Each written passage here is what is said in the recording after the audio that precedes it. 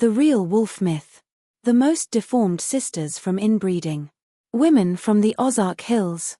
A forgotten chapter of American history that reveals how isolation and forbidden family unions created a legacy so disturbing it was transformed into local folklore. Within the mist-shrouded valleys of the Ozark Mountains, deep where sunlight barely penetrates the dense canopy of ancient oaks and pines, lies the dark history of the Blackwood family. Their multi-generational practice of consanguinity produced what local residents would later call the wolfing of Cane Creek Hollow. It was 1937 when a young doctor named Thomas Harrington ventured into the remote hills of southern Missouri on a public health survey. In a secluded cabin, what he discovered would haunt medical literature for decades to come and spawn whispered tales that still echo through the hollers today. In his journal, dated October 17, 1937, Dr. Harrington wrote, "I have encountered something I cannot properly explain, 3 female siblings with deformities so severe and unusual that the locals have taken to calling them wolf women. Their appearance, the elongated facial structure, the unusual hair growth, the curved spine and malformed extremities, was unlike anything in his medical training." Since before the Civil War, the Blackwood family had resided in these hills, gradually retreating further from civilization as the decades passed. Through interviews with neighboring families, Dr. Harrington uncovered that for at least 4 generations, the Blackwoods had practiced intermarriage between cousins. By the 1920s, the isolation had grown so complete that unions between siblings began to form, creating a genetic catastrophe that manifested in Eliza, Mary, and Ruth Blackwood, aged 28, 26, and 19, respectively. With their parents, Jeremiah and Sarah Blackwood, who were themselves first cousins, the sisters lived in a crude 2-room cabin. What shocked Dr. Harrington most was not just the sisters' appearance, but their complete isolation from medical care and education. None could read or write, and their speech was nearly unintelligible to outsiders. They moved with unusual gaits that local folklore had transformed into tales of women who turned to wolves at night. Of the eldest, Eliza, Dr. Harrington noted she presents with severe facial asymmetry. Her jaw protrudes dramatically, and unusual hair growth covers portions of her face and neck. Her hands show severe malformation with shortened fingers, fused together in patterns consistent with genetic disorders. The middle sister, Mary, exhibits similar traits along with a pronounced spinal curvature that forces her to walk in a hunched position. The youngest, Ruth, appears to have the most severe cognitive impairments, though her physical deformities are somewhat less pronounced. A local merchant, William Cooper, who occasionally traded with Jeremiah Blackwood, told Dr. Harrington, "Folks around here been warned away from Cane Creek for years. Strange sounds come from there at night. Not quite human, not quite animal. Some say those girls hunt through the woods after dark. Won't nobody go near that place after sundown." The family's story exemplifies the devastating consequences of genetic isolation. While consanguinity itself carries risks of recessive genetic disorders, the Blackwoods represented an extreme case where multiple generations of inbreeding had concentrated and compounded these traits, creating a perfect storm of genetic abnormalities. What makes this case particularly significant is how the sisters' appearance led to their dehumanization in local folklore. Rather than being seen as victims of genetic misfortune and isolation, they were transformed into monsters, creatures to be feared rather than helped. This transformation of human suffering into mythology reveals much about how communities process and distance themselves from uncomfortable realities. Dr. Harrington's discovery would eventually lead to intervention by state authorities, but not before the sisters' existence had already become legend throughout the region, a cautionary tale whispered to disobedient children and discussed in hushed tones at general stores and church gatherings. Check if you're already subscribed to this channel. America's hidden history of genetic isolation and its disturbing truths will forever change how you see our rural past. The story of the Blackwood sisters is just the beginning of what we're uncovering in America's forgotten hollows. Back to the aftermath of the Civil War stretch the roots of the Blackwood family tragedy. It was then that Jacob Blackwood, a Confederate veteran with nowhere to return, ventured deep into the Ozark wilderness. Historical records from Carter County indicate Jacob arrived in the area around 1867, establishing a homestead in what was then virtually unmapped territory. The isolation wasn't accidental, it was deliberately sought. The Blackwoods always kept to themselves, recalled Henry Stilwell, aged 91, when interviewed in 1952 for a local historical society project. My grandfather told me Jacob came here running from something. Nobody asked questions back then. These hills were full of men with pasts they didn't care to discuss. Jacob's first wife died during childbirth in 1869. Left with an infant son and miles from civilization, he eventually married his deceased wife's sister, Elizabeth Harmon, an acceptable practice in the era, though one that would establish a troubling pattern. This first instance of familial marriage wasn't technically consanguineous, but it set a precedent that subsequent generations would follow with increasingly destructive consequences. By the 1890s, the second generation of Ozark Blackwoods had grown up in nearly complete isolation. Church records from a traveling Methodist preacher show the family attended services only twice annually. Their children received no formal education, and interaction with neighboring communities dwindled with each passing year. Jeremiah Blackwood, born in 1888, was Jacob's grandson. County marriage records show that in 1908 he wed his first cousin, Sarah Blackwood. Their union was the third instance of close family marriage in the Blackwood line. As early as 1912, local Dr. Raymond Wells documented concerns about their children, noting unusual facial development in their firstborn son, who died of pneumonia at age 3. That family started turning strange after the Great War, said Mabel Thornton, whose family owned a general store 10 miles from the Blackwood homestead. Jeremiah would come down maybe twice a year for supplies. Always paid in pelts and handmade items, never cash. Wouldn't hardly speak. Last time I saw him might have been 29 or 30. After that, it was like they just vanished into those hills. What happened during those years of exacerbation remains largely unrecorded, but court documents from 1937 reveal disturbing details. When authorities finally intervened following Dr. Harrington's report, they discovered that after Sarah had delivered the 3 daughters, Jeremiah had enacted a complete separation from the outside world. The cabin's windows were boarded, a series of traps surrounded the property, and the family subsisted entirely on what they could hunt, gather, or grow. Most disturbing were the journals found in Jeremiah's possession, documenting his belief that his family represented a purification of bloodlines. He developed an elaborate pseudo-religious justification for consanguinity, believing that the unusual appearances of his daughters weren't deformities, but rather the emergence of the true form that had been diluted by outside blood in previous generations. These writings reveal the dangerous intersection of isolation, misinformation, and religious distortion that can occur in closed communities. The Blackwood case demonstrates how completely a family can detach from societal norms when geographic isolation combines with ideological separation. The winter of 1934 had been particularly harsh in the Ozarks. Local weather records document an unprecedented snowfall that left many remote areas completely cut off for weeks. For the already isolated Blackwoods, this extreme weather likely eliminated what minimal contact remained with the outside world. It was during this winter, according to Jeremiah's journals, that Sarah Blackwood died, leaving the 3 sisters entirely under their father's control and twisted worldview.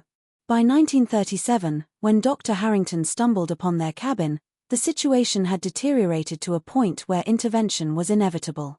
Yet the case raises difficult questions about society's responsibility toward isolated communities and the balance between freedom of lifestyle and protection of vulnerable individuals. When Dr. Thomas Harrington returned to Springfield, Missouri with his findings in late 1937, he faced initial skepticism from medical colleagues. The photographs he had taken of the Blackwood sisters with his Kodak Brownie camera were deemed too disturbing to be authentic by Dr. William Foster, head of the Missouri State Medical Association. It wasn't until a second expedition, which included Dr. Foster himself and 2 deputies from the Carter County Sheriff's Office, that the full scope of the Blackwood situation was acknowledged. As the team made their way up the barely passable path to Cane Creek Hollow on November 23, 1937, the temperature had fallen below freezing. A light snow dusted the ground, making the expedition particularly challenging. What they found upon arrival would be documented in medical journals for decades to come. The sisters exhibit a constellation of congenital abnormalities consistent with extensive consanguinity, wrote Dr. Foster in his subsequent report to state authorities.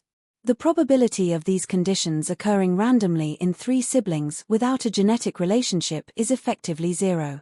This represents perhaps the most severe case of consanguinity-related disorders documented in modern American medical literature. The detail of the sisters' conditions reveals the devastating biological reality of multigenerational inbreeding. Eliza, the eldest, displayed the most dramatic facial deformities. Her mandibular prognathism, a protruding lower jaw, extended nearly 2 inches beyond her upper jaw. Hypertrichosis, excessive hair growth, covered approximately 40% of her face and neck, giving her the wolf-like appearance that had spawned local legends. X-ray examinations later revealed she had an additional partial row of teeth behind her normal dentition, a rare condition called hypodontia. Her fingers exhibited syndactyly, fusion between the middle and ring fingers on both hands, and her spine showed significant scoliosis. Mary, the middle sister, had developed what appeared to be a form of acromegaly with enlarged hands, feet, and facial features, though this was determined to be a genetic disorder rather than the usual pituitary cause. Her spine had curved so dramatically that she stood nearly 8 inches shorter than her actual height. She exhibited severe intellectual disability with an estimated mental age of approximately 5 years. Ruth, the youngest, showed the most normal facial structure, but had extremely underdeveloped lower limbs. She moved primarily by dragging herself with her arms, which had developed unusual musculature as a result. Despite her physical limitations, Ruth displayed moments of normal cognitive function, occasionally speaking clearly to the doctors. The most haunting aspect, Dr. Foster would later write in his private memoirs, wasn't the physical deformities, shocking as they were. It was the sisters' expressions, a mixture of fear, confusion, and something akin to shame, as though they somehow understood they weren't as they should be. That human awareness trapped within bodies so malformed creates an emotional impact that mere clinical description fails to convey. I've lived in these hills all my life and I've never seen anything like those poor girls. They didn't ask to be born that way. When I think about how people treated them like animals instead of helping them, it breaks my heart. If you feel the same, type "they deserved better" in the comments. The genetic analysis, though limited by 1930s technology, identified multiple recessive disorders concentrated through the Blackwood lineage. Modern geneticists reviewing the case records suggest the sisters likely suffered from a combination of conditions, including Alston-Loss syndrome, congenital hypothyroidism, and several rare metabolic disorders, all exacerbated by severe malnutrition. What makes the Blackwood case scientifically significant is not just the presence of genetic abnormalities, but their unusual clustering and severity. Typical cousin marriages increase the risk of birth defects by approximately 4 to 7% compared to the general population. However, when consanguinity occurs across multiple generations, the risk increases exponentially with each successive generation as recessive genes become increasingly concentrated. By the 4th generation of inbreeding, which the Blackwood sisters represented, the genetic damage had become catastrophic. Their case stands as one of the most extreme examples of consanguinity's effects in medical literature. The sisters' conditions were further compounded by a complete absence of medical care, poor nutrition, and environmental toxins. Analysis of water samples from Cane Creek revealed high levels of lead contamination, likely from abandoned mining operations upstream, another factor that would have exacerbated their developmental problems.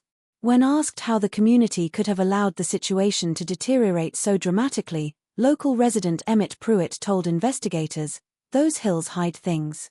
Always have. Ain't nobody's business what happens up in those hollers. At least that's how folks thought. Now, I reckon we all got to live with knowing what happened while we looked away." The transformation of the Blackwood sisters from human tragedy to supernatural legend represents a fascinating study in folklore development. By the time Dr. Harrington discovered them in 1937, stories of the wolf women of Cane Creek had already circulated throughout the Ozarks for nearly a decade.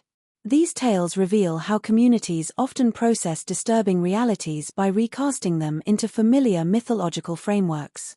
The earliest documented reference to the wolf women appears in a 1931 letter from Reverend Thaddeus Burke to a colleague in St. Louis. "The people here speak of strange creatures in the hills, women by day who transform under moonlight. I believe these are simply unfortunate souls with deformities. Yet I cannot convince the local populace otherwise. Fear has overwhelmed Christian charity in this matter. Ozark folklorist Vance Randolph, who collected regional tales throughout the 1930s and 40s, recorded 7 distinct variations of the wolf women legend from different communities surrounding Cane Creek. The core elements remained consistent: female entities with wolf-like features who howled at night and were said to hunt in the forest. Some versions claimed they could transform completely into wolves, others maintained they were women cursed for unnamed sins. What's notable in the Ozark wolf-woman legends is how they differ from European werewolf traditions, explained Dr. Eleanor Whitman, professor of folklore studies at the University of Missouri, in a 1956 analysis. European werewolves are typically male and transform by choice or curse for limited periods. The Cane Creek legends describe females who are permanently altered and whose condition is often attributed to bad blood or tainted family lines, a clear reference to the actual consanguinity of the Blackwood family translated into supernatural terms. The climate and geography of the Ozarks contributed significantly to the legend's spread and persistence. The dense forests, frequent ground fogs, and deep hollows create natural acoustic phenomena. Sound carries strangely in these hills, sometimes amplifying distant noises while muffling closer ones. The distinctive vocalizations of the Blackwood sisters, described in medical records as high-pitched and arrhythmic due to malformed vocal tracts, would have been transformed by these acoustic conditions into something seemingly inhuman to distant listeners. Local hunting guide Samuel Tucker described an encounter from 1935. "I was tracking deer near Cane Creek when I heard it. Wasn't no animal I recognized. Wasn't rightly human neither. Sort of a wailing that turned to something like laughter. Mist was thick that morning. Saw shapes moving through the trees, hunched over, moving fast. Didn't wait around to see more. Some things a man's better off not knowing too much about." What Tucker likely witnessed was one or more of the Blackwood sisters foraging for food, an activity their father's journals indicate they performed regularly. Their unusual gait, hunched postures, and communication attempts would have appeared profoundly unsettling when glimpsed partially through forest mist. The persistence of the legend, even after the sisters were removed to state care in 1938, demonstrates how folklore becomes self-sustaining. When a 1942 state forestry survey team reported hearing unusual sounds near the abandoned Blackwood cabin, locals immediately attributed this to the return of the wolf women, despite the sisters being documented in state care at that time. The actual source was likely timber wolves, which were still occasionally sighted in remote areas of the Ozarks during this period. The legend grew so entrenched that it affected migration patterns in the region. Several families who had considered settling in the Cane Creek area in the early 1940s chose different locations after hearing the tales. This illustrates how folklore can have tangible demographic and economic impacts on communities. People needed those stories, reflected Carter County historian Mildred Jenkins in a 1979 interview. Easier to believe in monsters than face what we let happen to those girls. If they're cursed creatures, wolf women, then nobody's responsible. See? But if they're just unfortunate girls born to inbreeding, left to suffer while everyone looked away, well, that's a harder truth to live with. By the 1950s, the wolf women legend had been incorporated into broader Ozark folklore collections, appearing in tourist pamphlets and regional ghost story anthologies, though typically with the actual names and dates altered or omitted. This commercialization further separated the legend from its tragic origins. What remained consistent across all versions was the central theme of transformation through a bloodline, the essential truth of the Blackwood case translated into mythological terms. The very real genetic catastrophe of consanguinity became a supernatural metamorphosis, more comprehensible to rural communities with limited understanding of genetics but deep familiarity with folklore traditions. The state's intervention in the Blackwood case in late 1937 marked the beginning of a new chapter rather than an end to the story. Historical records from the Missouri Department of Public Welfare provide a somber accounting of the sisters' fate after their removal from Cane Creek Hollow. The winter air bit sharply as state authorities transported the 3 sisters down from the mountains on December 3, 1937. Snow had begun falling heavily, covering the crude dirt road in white. Eliza, Mary, and Ruth Blackwood left the only home they had ever known, wrapped in army surplus blankets in the back of a county medical wagon. None of them would ever return to the Ozarks. The removal was necessarily traumatic, wrote social worker Margaret Holloway in her case notes. The sisters had no concept of the outside world beyond their immediate surroundings. The eldest, Eliza, became highly agitated when separated from her siblings, even momentarily. They communicate primarily through a series of vocalizations, incomprehensible only to each other, a private language developed in isolation. Jeremiah Blackwood, the father, was arrested and charged with multiple counts of neglect and endangerment. Court records indicate he never acknowledged any wrongdoing, maintaining until his death in a state psychiatric facility in 1943 that he had been preserving the purity of the bloodline. Psychiatric evaluations diagnosed him with delusional disorder with religious preoccupation, noting that complete isolation had allowed his distorted worldview to flourish unchecked. The sisters were initially housed at the state hospital in Farmington, where they became unwilling celebrities of sorts despite official protocols. Hospital staff frequently brought visitors to view the wolf women, continuing their dehumanization under the guise of medical interest. This practice only ceased after Dr. Thomas Harrington, who had first discovered the sisters, filed a formal complaint with state authorities in February 1938. These are human beings suffering from severe medical conditions, not carnival attractions, Harrington wrote in his petition. Their continued exploitation demonstrates that we have learned nothing from their tragedy. In response to the complaint, the sisters were separated and transferred to different facilities across the state, a well-intentioned but ultimately devastating decision that broke their only remaining social bonds. Medical records indicate their health declined rapidly following the separation.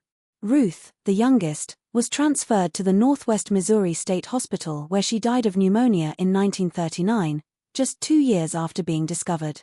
She was 21 years old. Mary lived until 1944, spending her final years in the state school for the severely disabled in Marshall, Missouri. Attendants noted she would frequently call out sounds believed to be her sisters' names. Eliza survived the longest, living until 1952 in the state hospital in St. Louis, though records indicate she never adapted to institutional life, remaining withdrawn and often refusing food. The case eventually catalyzed significant changes in Missouri's public health policies. The Blackwood Protocols, established in 1940, created the first systematic approach to monitoring isolated rural communities for public health concerns. These protocols emphasized education rather than punishment and recognized the role that extreme isolation played in enabling harmful practices to continue unchallenged. The tragic irony, noted Public Health Administrator William Danforth in a 1945 assessment, is that had these measures been in place a generation earlier, the Blackwood sisters might have led normal lives. Their conditions were entirely preventable through basic public health intervention. The scientific legacy of the case extends into modern genetic research. The detailed medical documentation has provided valuable historical data on the progressive effects of multigenerational consanguinity. A 1987 genetic study at Washington University in St. Louis used the Blackwood case records to help identify several recessive gene mutations that become catastrophic when concentrated through inbreeding. The social impact of the case extended well beyond the immediate region. News reports, though sensationalized, raised national awareness about rural isolation and public health. A 1939 federal initiative to expand rural health services cited the Blackwood case as demonstrating the urgent need for medical outreach to America's most isolated communities. The original Blackwood cabin was destroyed in a forest fire in 1952, erasing the physical evidence of their existence. Today, Cane Creek Hollow remains largely uninhabited, though hikers occasionally report finding stone foundations and abandoned farm implements deep in the woods. Local residents still tend to avoid the area after dark. Perhaps the most enduring legacy lies in how the case transformed from medical tragedy to cultural touchstone. The Wolf Women legend continues to appear in regional folklore collections, though few connect it to the real Blackwood sisters. The transformation of their story demonstrates both humanity's need to mythologize suffering and our reluctance to confront uncomfortable truths about how societies fail their most vulnerable members. As historian James Rollins observed in his 1968 examination of the case, in creating monsters from victims, we absolve ourselves of responsibility. The real horror of Cane Creek wasn't mythical wolf women, but the very human failure of compassion that allowed 3 innocent women to suffer their entire lives from preventable conditions while a community looked away, preferring to tell frightening stories rather than face an uncomfortable truth. Check if you already subscribed to this channel. The disturbing truths about America's hidden history of genetic isolation will forever change how you see our rural past. If you watched until the end, leave a comment saying, "I watched until the end," so I can get to know you and learn who really enjoys the stories on this channel. Don't forget to like and share this video with someone who appreciates learning about these hidden chapters of American history. The legacy of the Blackwood sisters reminds us that legends often begin with real human suffering and that our responsibility to vulnerable communities doesn't end where the paved roads do. Their story, finally told in full, ensures that they are remembered not as monsters of folklore, but as human beings whose tragedies should never be repeated.